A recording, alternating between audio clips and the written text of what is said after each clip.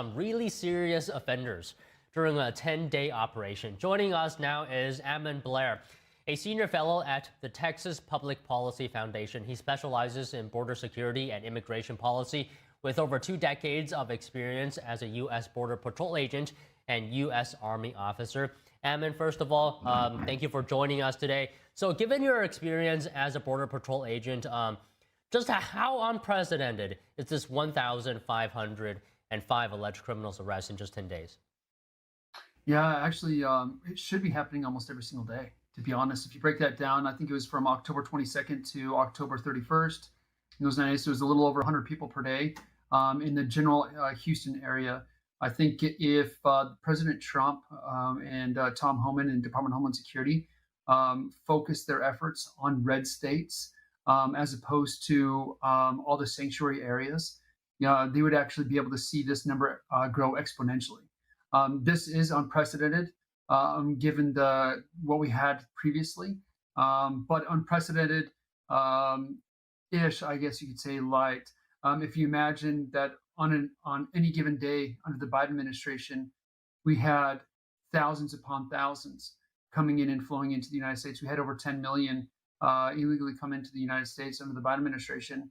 I remember as a Border Patrol agent that the largest group that I ever encountered with myself and a couple other partners was a little over 1,000 there in Stark County. And that is just in one day. So yes, this is great. This is a great first step.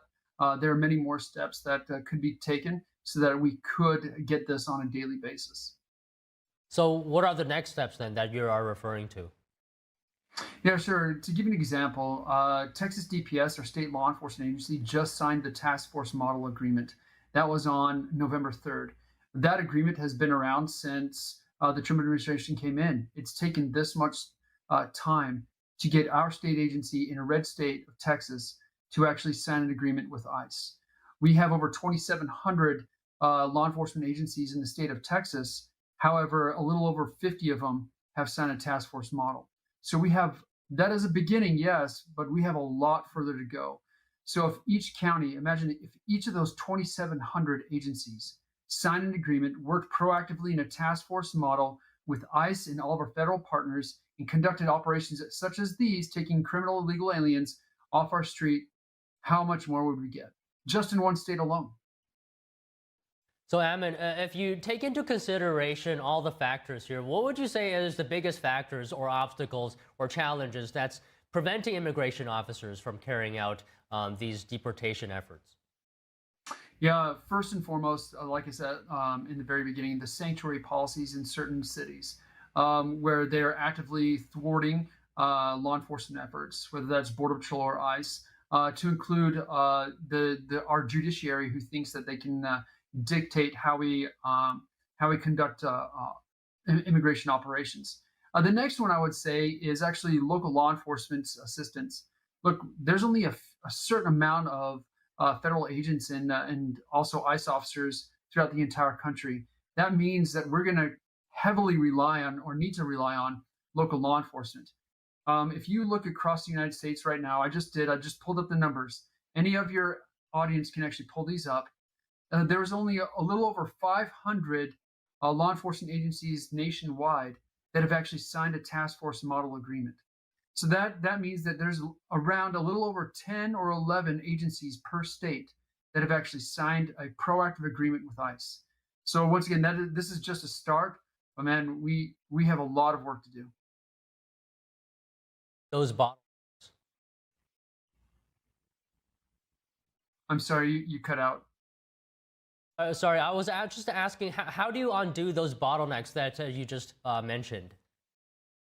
I think it's information. I think a lot of law enforcement agencies, when we go around and speak, they have this whole idea and concept. One, that immigration is not their priority or shouldn't be their priority. That's a federal priority. So that's one issue that we need to get over. Transportation is also another bottleneck. The idea of, okay, once we have this illegal alien, how do we transport them? How do we house them? Where do we take them for detention purposes or transport them using our limited resources as a county sheriff or local law enforcement? And so really all these bottlenecks have actually been looked over, addressed, and figured out in Florida. Florida's immigration enforcement operational model The manual is actually published, has figured out how to overcome every single one of these bottlenecks. They have a transportation plan. They have a person that leads an actual immigration enforcement model across the state. Every single, I think over 260 of their law enforcement agencies in Florida alone have actually signed the task force model. So you name it, every agency that the state has that can sign the model itself, as well as every single organization, to include even their game wardens, are in this game. And so Florida, if we want to look at models or ways to break through these bottlenecks, Florida has actually shown us how to do it.